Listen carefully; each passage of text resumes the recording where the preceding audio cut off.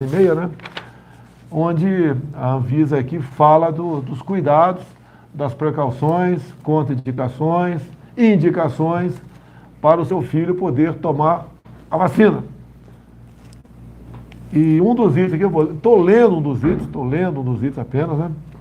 Você que tem filho a partir de 5 anos de idade, que isso vai passar pela saúde também.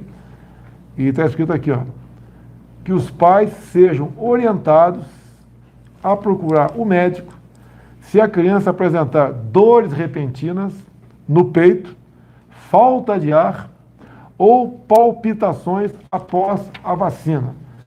Então são aqui, se não me engano, 17 recomendações. Não vou ler aqui porque você pai, você mãe, é responsável pelo teu filho, vai ler aqui o comunicado público da Anvisa. Eu não sei se é o corpo, se são os diretores, né, e o presidente que chegou a essa conclusão, ou é o tal do corpo técnico. Mas, seja qual for, você tem o direito de saber o nome das pessoas que aprovaram aqui a vacina a partir de 5 anos para o seu filho. E você decida se essa vacina se compensa ou não. Tá? O que o nosso governo fez? Desde o começo, desde lá de trás. Eu falei, ó, a vacina tem que passar pela Anvisa e a gente só paga depois que chegar no Brasil. Tá? E a vacina chegou, experimental. Da nossa parte foi voluntária, tomar ou não. Ninguém falou aqui, obrigou ninguém a tomar, ou falou para não tomar. A responsabilidade é de cada um, mas agora mexe com as crianças. Então, quem é responsável em primeiro lugar para as crianças é você, pai. Eu tenho uma filha de 11 anos de idade, ok? E vou estudar com a minha esposa bastante isso aqui para ver qual a decisão que nós vamos tomar. Eu estou aqui à minha esquerda, aqui, então, o Tarcísio, ele vai falar de forma bastante rápida, que interessa para vários estados do Brasil. Tá? Então, vivendo um momento que parece que é pós-pandemia, se Deus quiser, né? E as consequências, estamos sofrendo as consequências dela na questão da economia também. E lá atrás, vocês lembram quando muitos governadores, prefeitos, e o povo também falava, né, fica em casa, a economia te vê depois. E falava até um palavrão, né? E bem, a economia depois está chegando aí a questão da economia. É uma inflação no mundo todo, entre outros problemas. Mas tem estados no Brasil, como de Goiás, que está numa situação complicada, financeira, fica em casa, a economia te vê depois, e daí o Estado pede uma recuperação fiscal. Ok? E isso passa por uma depois de uma análise, obviamente, da equipe econômica. Então o Vitor Hugo vai explicar isso e vai falar um pouco das consequências, em especial para os servidores do Estado, para depois, né, um outro governador por aí querer me culpar do problema que acontece com o seu funcionalismo. Não sou eu que estou propondo a recuperação fiscal, são os governadores, no caso aqui o governador do Goiás, que pediu a recuperação fiscal, e tem consequência em cima disso. E não vão querer me culpar depois. O Bolsonaro está impedindo de reestruturar a carreira dos policiais de Goiás. Não me acusaram disso. É do governador do estado. Okay? Vitor Hugo, rapidamente. Bom, boa noite a todos, boa noite, presidente. Realmente, o estado de Goiás está numa situação fiscal já há algum tempo muito ruim. Né? No rate que tem, que chama CAPAG, que é a capacidade de pagamento, Goiás está na letra C já há algum tempo.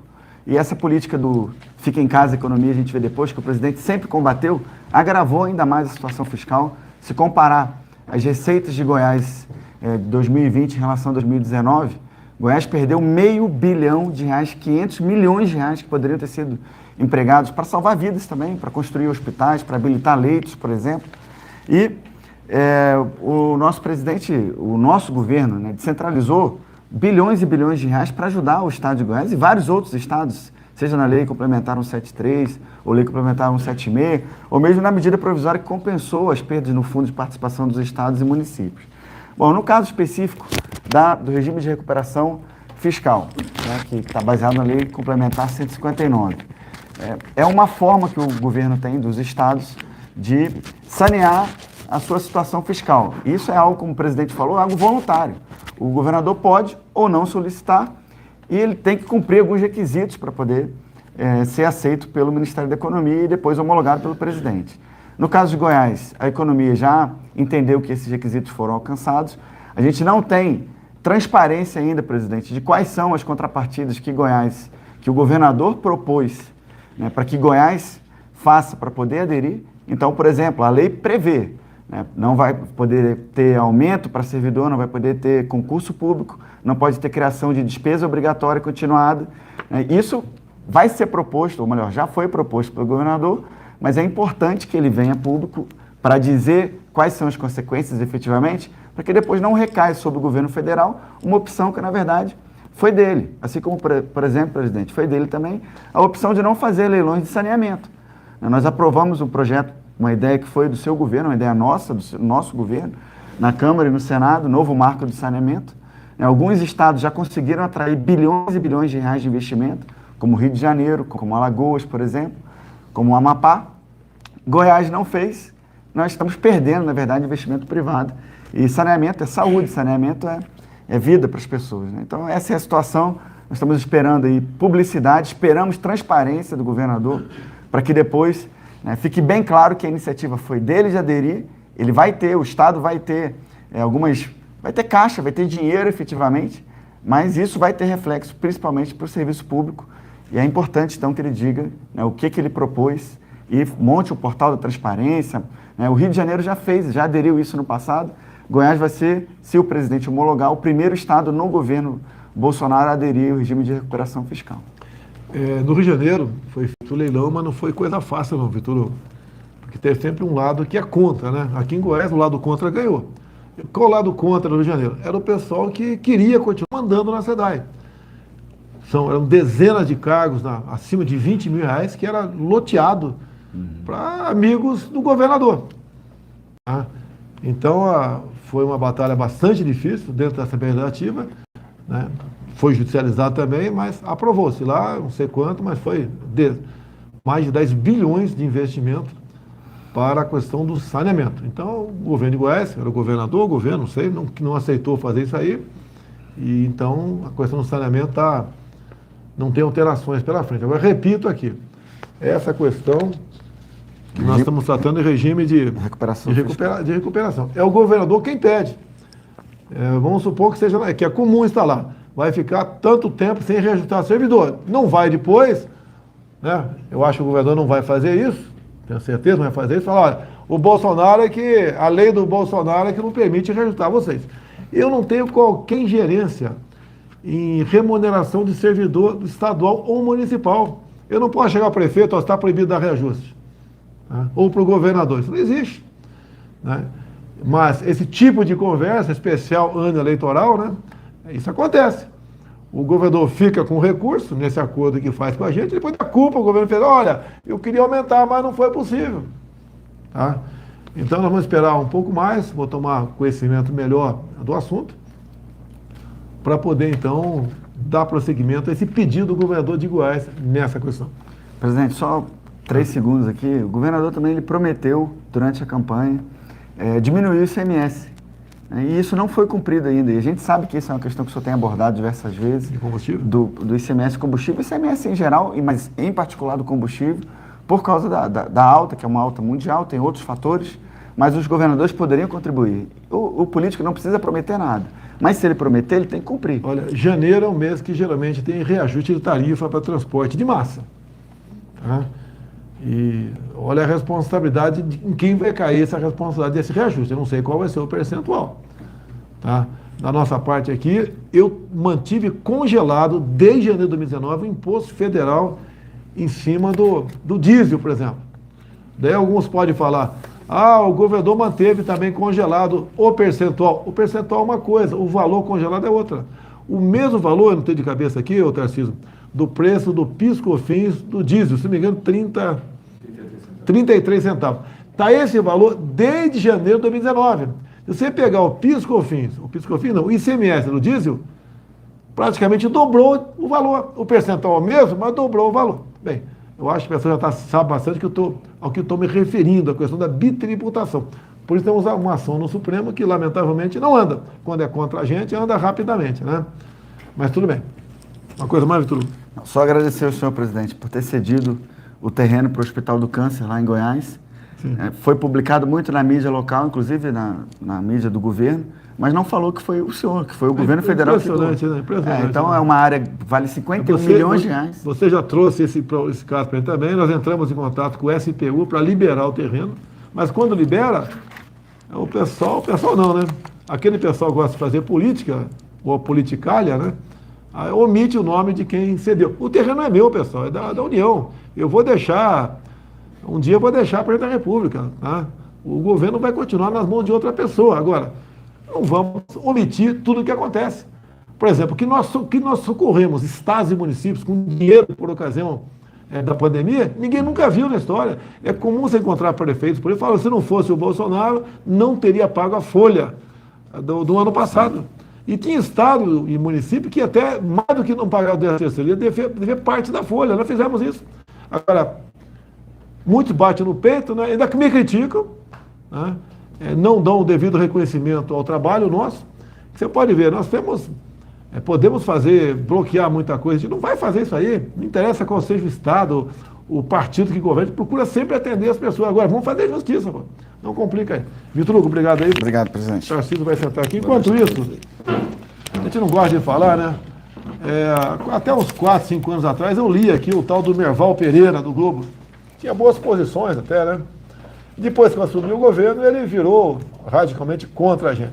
Fez o editorial de ontem, cujo título é: o importante é tirar o Bolsonaro. Ele quer me tirar daqui.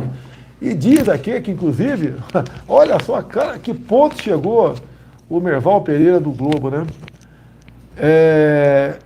Apesar da corrupção já constatada no governo federal. Ô, Merval, aponta qual é a corrupção.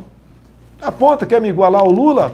No tempo do Lula você tinha muita grana pro teu jornal, né? Mas tem uma coisa aqui, Merval, que é bom a gente recordar e viver, né, Merval Pereira? Um grande palestrante do Senac, né? Isso aqui eu divulguei um tempo atrás, mas o Senac, né, contratou o Merval Pereira para dar palestras, algumas palestras, meia dúzia de palestras. Valor total da contratação, R$375 mil. Alguém quer dar palestra aí, a mesma palestra aí, meia dúzia de vezes? R$375 mil. Acabou essa treta, por isso que ele critica a gente, ele quer a volta, até o PT aqui diz que é melhor, tá? Porque vai continuar com essa mamata aqui, acabou. O dinheiro público não vai mais para esse tipo de coisa. Dá para um cidadão como esse aqui, né, Merval Pereira, uma figura aí, só em ser da Globo, não precisa nem adjetivar, né? A pessoa já sabe dar a devida nota para ela, né? Repetir aqui, Merval Pereira, meia dúzia de palestra, R$375 mil pago pelo Senac. Acabou a teta. Por isso, tem que tirar o Bolsonaro daqui. Bem, chegou o Tarcísio aqui. Tarcísio, domingo último, né? Acho que no 4º dia da tragédia ali no sul da Bahia. Fui sobrevoar a região com o ministro João Roma, da Cidadania, que é da Bahia, bem como com o Rogério Marinho. Os que mais têm, obviamente, interesse na região. Também parte aqui o DENIT, que está subordinado a você, também para tirar barreiras que caíram, obstruindo pistas, fazendo pontes de emergência, etc. Então tivemos lá a primeira medida tomada por nós, aquela que poderia ser mais rapidamente atender o interesse da população. Liberação do Fundo de Garantia de Tempo de Serviço. Obviamente, o Rogério Marinho orientou aproximadamente 50 prefeitos da região, porque pegou um pouquinho o norte de Minas Gerais. Eles decretaram o estado de calamidade. O Marinho reconheceu isso, publicou em Diário Oficial da União. Isso volta para os prefeitos dizerem, né, se todo o município foi atingido ou que parte do município. E ao informar novamente, isso aí agora vai para a Caixa Econômica Federal. Nós temos o Pedro Guimarães, presidente da Caixa, que já falou que chegando em até 5 dias úteis ele paga o fundo de garantia. Agora o Denis esteve presente lá também e continua participando juntamente com as Forças Armadas, né? Eu que falar Forças Armadas porque muita gente nossa vai para lá de transporte aéreo, tá? Navios também da Marinha, que estão na costa, também já deslocou algum efetivo para a região. Mas o trabalho do Exército é um trabalho mais de ponta, mais pesado, até com seus batalhões de engenharia. Estamos fazendo o possível para atender o nosso povo aí no sul da Bahia. Safra. O limite do fundo de garantia é até 6 mil, 220 reais. Mais uma prova aqui da política de relações exteriores do governo federal. A grande parte da mídia sempre fala, né? Ele foi para o exterior, ficou isolado, não conversou com ninguém, foi comer pizza na rua, sem máscara. Tá? Aquela palhaçada, aquela xaropada de sempre, né? E aqui, mais pela terceira vez, mais uma participação nossa, agora no Conselho da Organização Marítima Internacional. Então, um trabalho de militares da Marinha e também do Itamaraty, de 10 países que podem fazer parte desse conselho.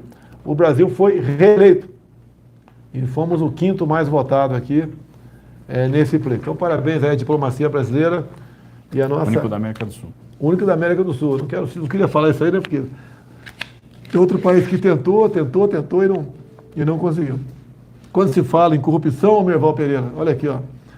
Você nunca ouviu falar eu acho que pouco ouviu falar da CGU no passado. A nossa CGU aqui não é a Polícia Federal, né? A nossa CGU tem investigado essas questões de recursos repassados para estados e municípios e o desviado, né, pela CGU, que não tem toda a capilaridade, acho que tem a Polícia Federal, o desvio diz que chega na casa de 300 milhões de reais. Daqui a pouco eu vou entrar aqui na conversa aqui do... Você gosta de forró? Você leva jeito lá. Você gosta aí? Na última segunda-feira, foi reconhecido pelo IFAM o forró como patrimônio cultural do Brasil. Eu não sabia que o forró emprega aproximadamente 2 milhões de pessoas pelo Brasil. Realmente a gente não acredita que não fosse tão grande assim, né? Muito tradicional na região Nordeste, muitas pessoas tiveram presente aqui. O IFAM está aí vinculado ao Gilson. E deixar claro, né? Eu falei agora em São Paulo do IFAM, né, que eu confesso que eu não sabia a grandiosidade e a importância do IFAM, para o bem ou para o mal. Tá? Eu fiquei sabendo pela mídia, um tempo atrás, que o empresário Luciano Hang teve uma obra interditada pelo IFAM, porque encontraram um pedaço de louça lá que podia ser de louça indígena. Então, tomando conhecimento daquilo, eu fui investigar o que está acontecendo, mandei investigar e cheguei à conclusão que o pessoal que estava no IFAM tinha que ser trocado, né? Afinal de contas, você que chegou no Ministério trocou alguns cargos, né? Seria a mesma coisa eu chegar na presidência e manter todos os ministros do Temer, né? Ou todos os ministros da Dilma. Não tem cabimento, tem que trocar, pô. Agora, de novo, agora você tem processo, dado o que eu falei, que querem tirar uma senhora que eu botei no IFAM, porque foi uma interferência minha no IFAM. Você vota no presidente para quê? Para deixar tudo como está? Ou para mudar alguma coisa? Tá? Então mudamos, não creio que vai chegar ao ponto final, né, essa intenção de alguns e querer agora tirar a pessoa que eu botei no IFAM e retornar à anterior. Tarcísio, tivemos vitória essa semana na questão aí da BR do Mar, marco ferroviário. O que você fala de bom para a gente aí dessa área, Tarcísio?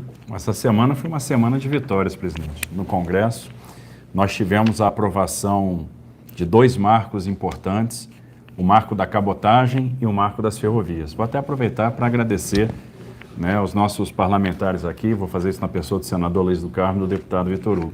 São marcos que representam transformação para o setor de transportes. O marco das ferrovias, presidente, primeiro, ele traz o regime de autorização para as ferrovias brasileiras. O que é isso? A gente se questionava por que uma empresa de celulose, que às vezes faz um investimento de dezenas de bilhões de reais numa planta, numa indústria, por que essa indústria não pode fazer um ramal ferroviário para ligar uma malha concedida ou a um porto? Ou por que uma indústria de proteína animal não pode fazer o seu segmento ferroviário para ligar, por exemplo, a região produtora de grãos ou de ração à sua indústria? Por que uma companhia de mineração não pode fazer a sua ferrovia para ligar um ativo minerário, uma mina, a um porto? Porque ferrovia é exclusividade do Estado. Então vamos mudar isso. Nós mudamos a lei e hoje o investidor pode tomar o risco de engenharia, pode construir a sua ferrovia, pode fazer o seu ramal e a sua operação. A gente achava, presidente, que com essa medida a gente ia ter lá 6, 7 pedidos de autorização que estavam chamando a atenção pela viabilidade. Hoje nós recebemos o 49º pedido de autorização de ferrovias. Isso significa a construção de mais de 13 mil novos quilômetros de ferrovias no Brasil e um investimento de 165 bilhões de reais em ferrovias privadas. Isso significa que nos próximos anos o modo ferroviário vai crescer, vai dobrar de participação. Então a gente vai sair de 20% para mais de 40%. E o custo do Brasil deve cair aí 35% com essa medida. São 18 novos operadores que pediram para construir ramais ferroviários no Brasil. Então, um incremento... Não tem dinheiro público. Zero dinheiro público. Dinheiro privado. Logicamente, eles dão aproximadamente a rota, né? E a aprovação tua, isso mesmo? É isso mesmo. Autorização. Eles dizem mais ou menos aonde que eles querem fazer a ferrovia e a gente autoriza. Esses processos de autorização, presidente, estão levando aí 60, 90 dias no máximo para sair. Então é um processo super expedito, super rápido e a gente ganha muito tempo, porque do contrário a administração tinha que elaborar um projeto, tinha que submeter o TCU. A gente está falando, mesmo para aquilo que ia ter 100% de dinheiro privado, e aí eram 3 anos e meio para chegar ao final da linha. Então o privado detecta uma oportunidade, ele vê que tem o interesse de fazer uma exploração, ele pede para construir a ferrovia, ele é autorizado, ele vai lá, constrói a ferrovia, opera e no final das contas o Brasil ganha com o aumento da oferta de transporte ferroviário. Então é um avanço sem precedente na nossa história. Nós tivemos no início do nosso mandato, 2019, em Goiânia, tratando ali da reativação, né, da ferrovia Norte-Sul.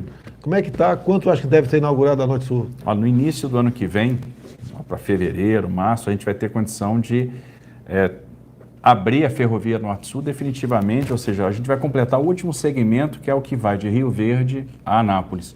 Nós já inauguramos o segmento que é de Estrela do Oeste a São Simão, de São Simão a Rio Verde, e aí falta só esse último pedacinho para a gente ter a ferrovia Norte-Sul completa. Foram 2,8 bi de investimentos do ano de 19 até aqui, e a gente vai ter uma coluna vertebral ferroviária ligando o Porto de Itaqui ao Porto de Santos.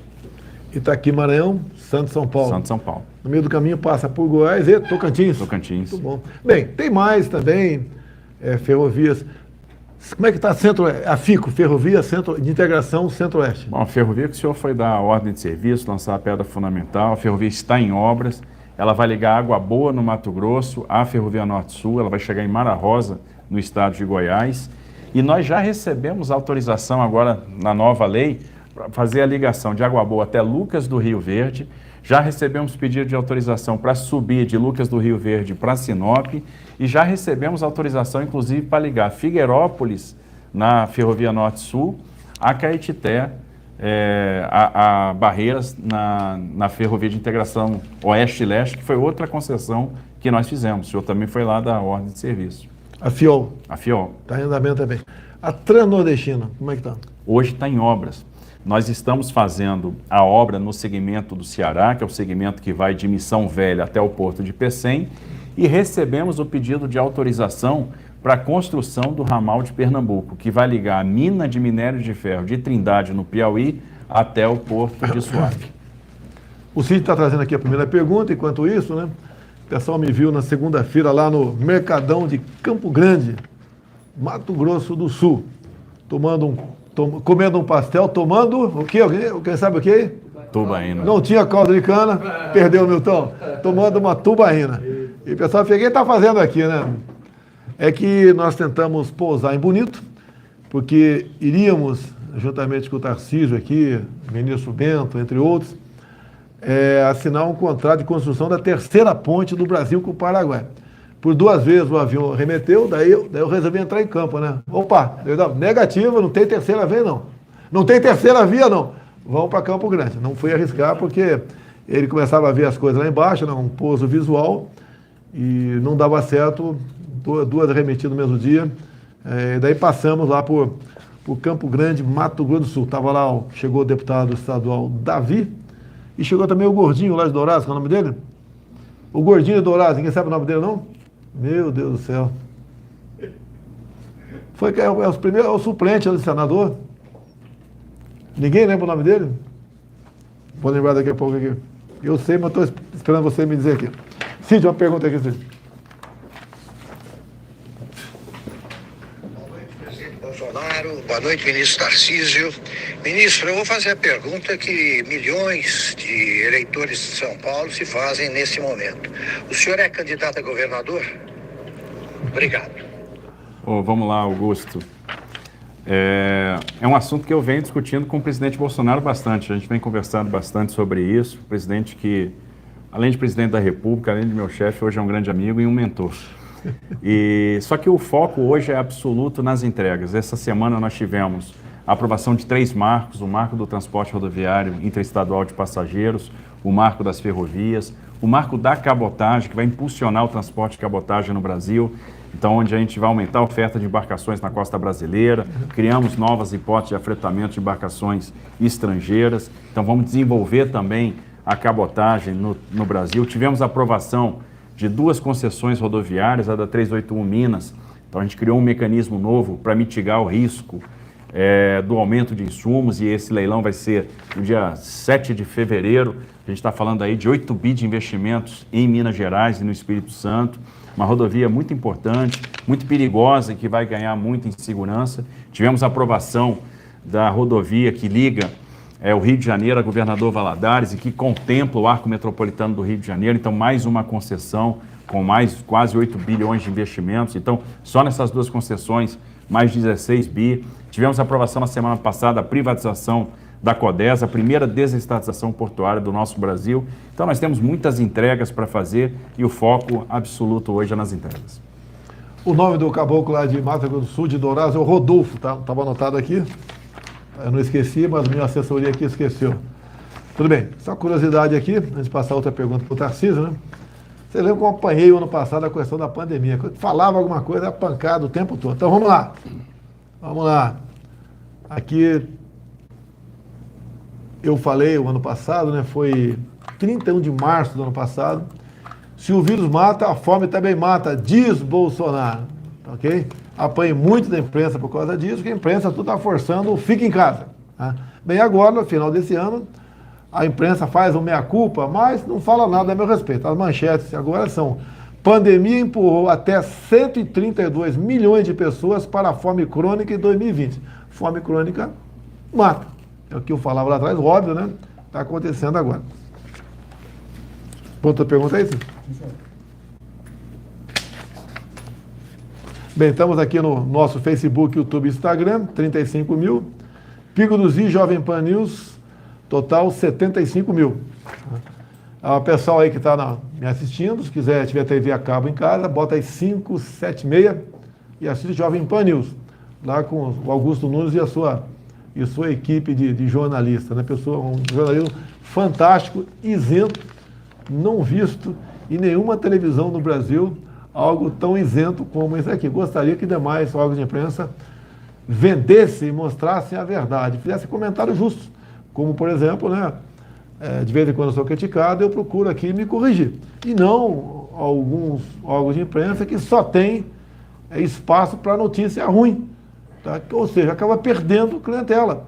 A gente vê na notícia da própria mídia, né, que a Globo perdeu quase 50% dos seus assinantes de jornais, telespectadores e por aí foi. Vai perder muito mais ainda. Cid Moacir, outra pergunta aí. Boa noite, presidente Bolsonaro. Boa noite, ministro Tarcísio. Ministro, viajando tanto pelo Brasil aí nesses últimos 3 anos, levando toda a infraestrutura programada e projetos muito sólidos da administração do presidente Bolsonaro por todo o Brasil, o senhor ainda considera o Nordeste um reduto seguro do petismo, como candidatos agora à presidência para o ano que vem, o senhor Luiz Inácio Lula da Silva, ainda defendem ou não? Obrigada, boa noite.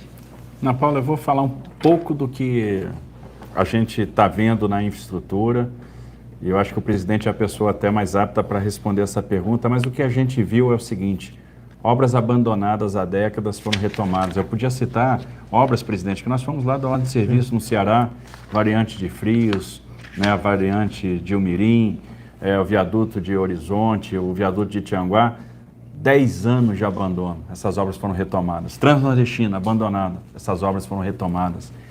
E o que o Marinho está fazendo na área de segurança hídrica, completando a transposição do São Francisco, levando água para Paraíba, levando água para o Ceará, levando água para o Rio Grande do Norte,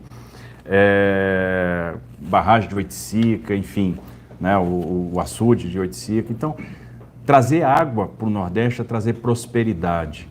Fazer a regularização fundiária, como está sendo feito, e nunca se entregou tantos títulos, e a Tereza Cristina entregou títulos agora por meio do INCRA, igualou em 3 anos a mesma quantidade de títulos que havia sido entregue nos últimos 15.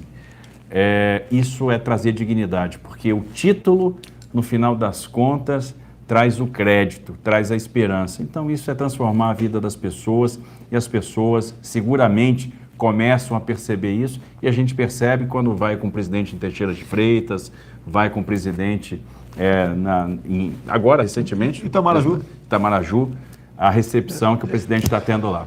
É inacreditável. Eu não posso falar de mim, né? Eu mostro imagens.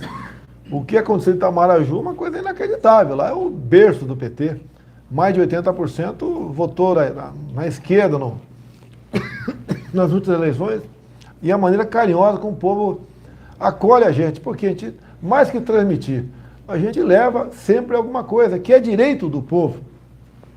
Eu sempre lembro quando pousamos lá em Missão Velha, no Ceará, a maneira como nos trataram, que eles pediram para a gente uma agência bancária.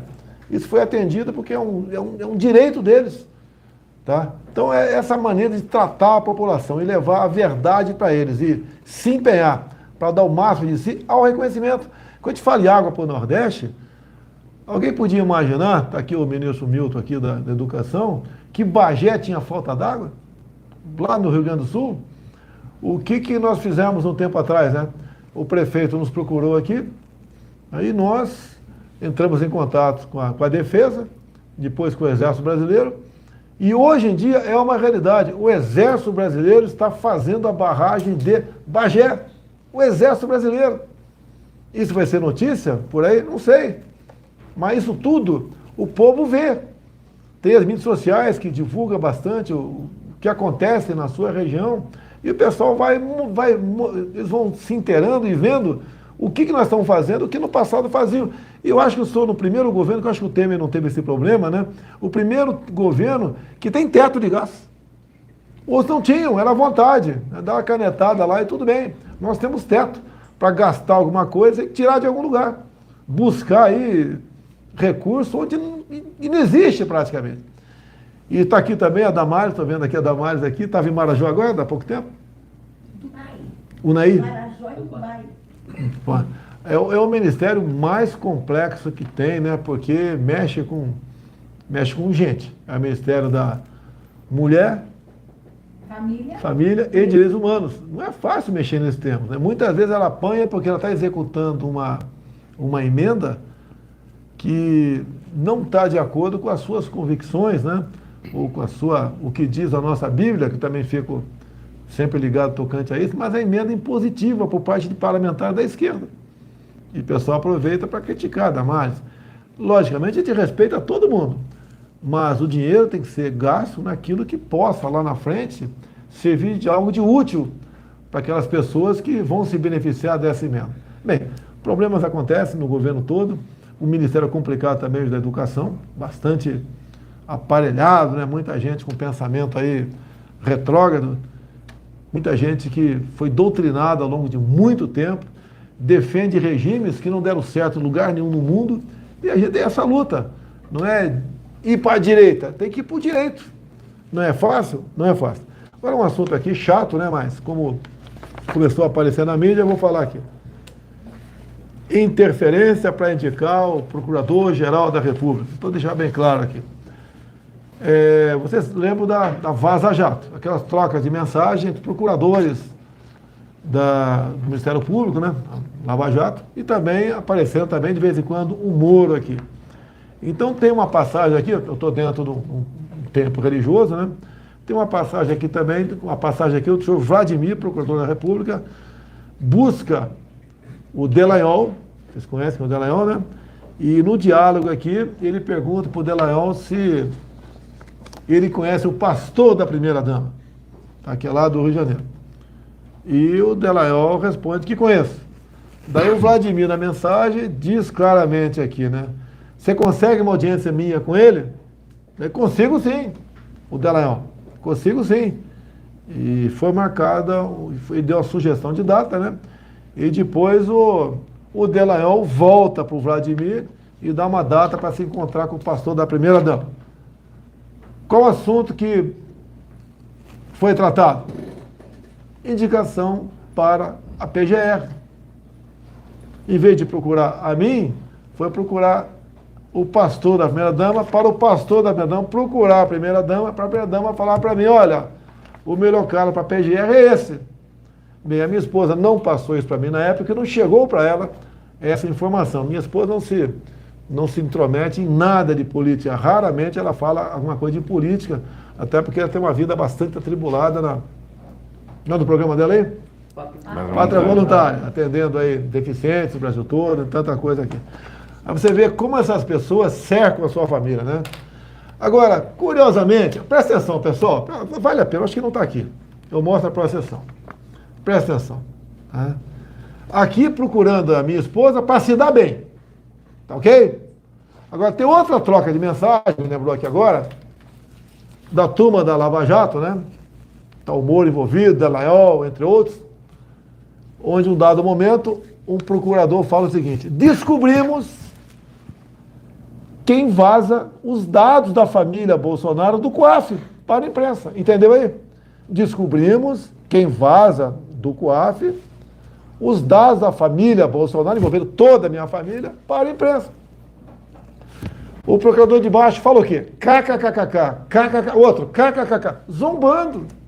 Onde eles tinham o dever de zelar pela lei, estavam zombando. E tem outra passagem também. Ok? Outra passagem também.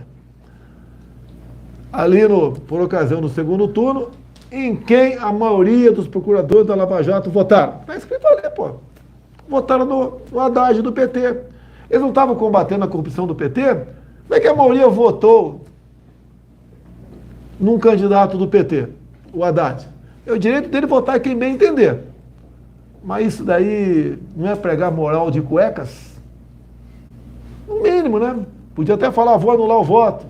É direito dele anular o voto. Não vou votar em ninguém, vou para a praia, pago a multa depois. Mas ali votaram no PT. Então esse é um pouquinho de Delanhol, um pouquinho de Sérgio Moro para vocês aí. Tem mais alguma pergunta, Cid? Você está descansando atrás, Cid? Ontem tivemos em São Paulo, né, uma homenagem ao nosso governo pela ajuda humanitária ao povo libanês. Estivemos lá no Clube Atlético Monte Líbano, São Paulo. Fomos muito bem tratados, foi um ambiente excepcional, pessoas maravilhosas, e nós ali aprofundamos nosso relacionamento com muitos libaneses, né? E descendentes libaneses que residem no Brasil. E hoje em dia tem mais libaneses no Brasil do que no Líbano. Hoje, à tarde também, juntamente com o ministro João Roma, está aqui presente, o Marcelo Magalhães, recebemos atletas, né, uns 40 mais ou menos, que participaram dos Jogos Escolares Brasileiros do Planalto. Então eu recebi aqui, ó, o que é isso aqui, pessoal? Então tinha lá indígenas que participaram dos JEBs e deram um montão de colar para mim aqui, agradecido, feliz aqui. E realmente é uma coisa que nós conseguimos, né, recuperar no Brasil. O último JEBs foi em 2004. 2004 era o segundo ano do governo Lula, né? E o Lula resolveu, então, em 2004, encerrar isso aí. Nós voltamos a botar o jovem voltado para o esporte. E é um orgulho por parte dos pais, né, de ver seus filhos envolvidos com o esporte, não com outra coisa tão defendido pela esquerdalha, pelo PT, que é a liberação das drogas em nosso Brasil. Pergunta aí, Cid.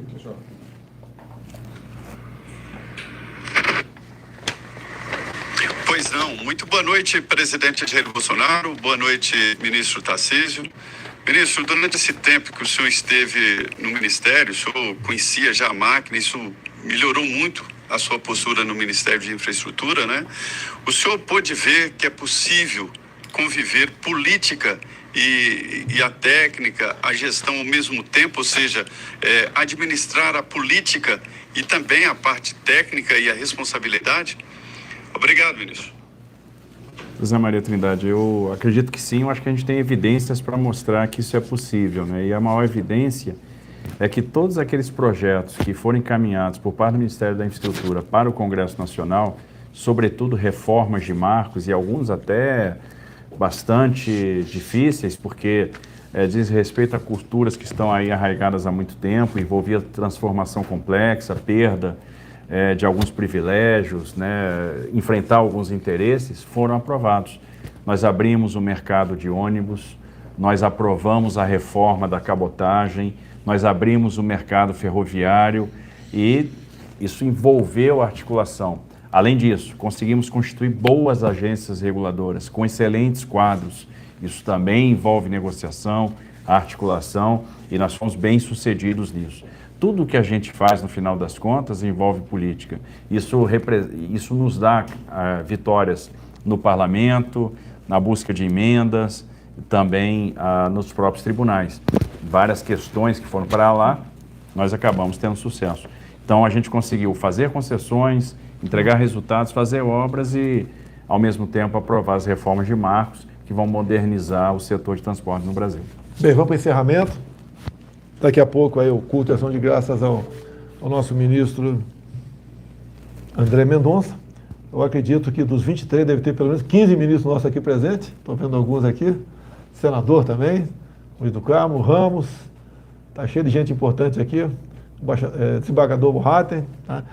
E hoje pela manhã eu estive no encerramento do curso de formação de profissionais da Polícia Federal.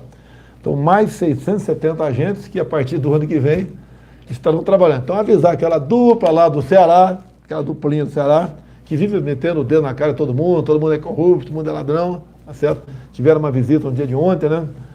Estão me acusando, eu não tenho como interferir na PF.